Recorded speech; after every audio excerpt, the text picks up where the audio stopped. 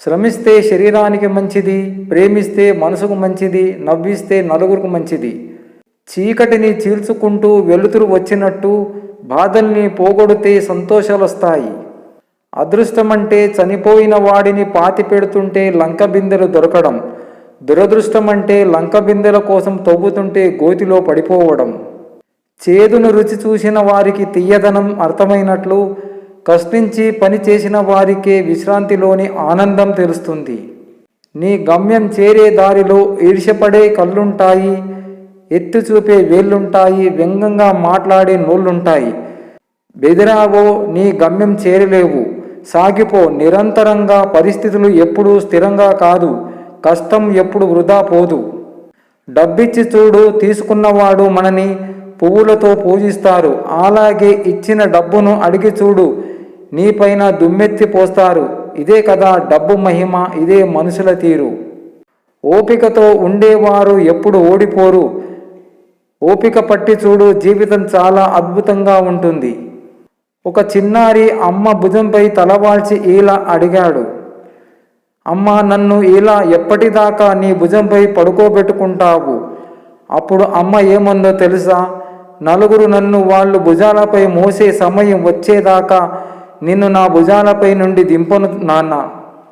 కొన్నిసార్లు మనసులో ఉండే బాధని మాటల్లో చెప్పలేం, అలా అని కనపడేలాగా ఏడవలేం. మనలో మనం బాధపడుతూ బ్రతికేయడమే జీవితం.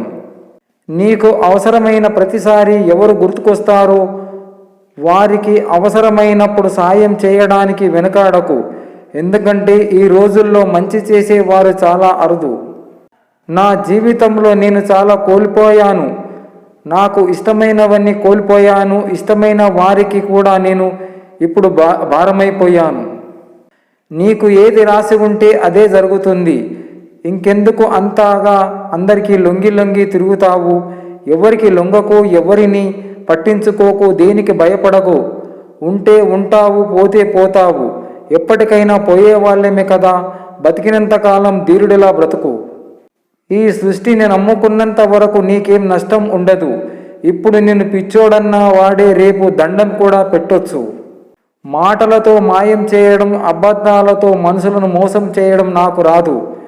నాకు తెలిసిందంతా ప్రేమగా మాట్లాడడం, అందరూ నా వారు అనుకోవడం. చాలా రోజుల తర్వాత ఒకరోజు మా బడి వైపు వెళ్ళాను. మా బడి నన్ను చూడగానే నవ్వుతూ పలకరించి అడిగింది, ఎలా ఉన్నావు? చిన్నప్పుడు పరీక్షలు పెడుతున్నానని నా నుండి దూరంగా తిరిగేవాడివి. ఇప్పుడు జీవితం పెట్టే పరీక్షలను ఎలా ఎదుర్కొంటున్నావు అని అడిగింది. ఏం చెప్పాలో తెలియక తల దించుకొని వచ్చేశా. సంసారంలో సూదిగా అయి ఉండాలి, కత్తెరగా కాదు. ఎందుకంటే సూది రెండింటినీ ఒకటి చేస్తుంది, అలాగే కత్తెర ఒకటిని రెండుగా చేస్తుంది. అందరిని జోడించుకోండి, కానీ తెంచుకోకండి. మనుషులు నవ్వుతూ పాపాలు చేస్తారు, ఏడుస్తూ చేసిన పాపానికి ఫలితాలు అనుభవిస్తారు. ఎంతకాలానికైనా చేసిన మంచి చెడులకు ఫలితం అనుభవించక తప్పదు.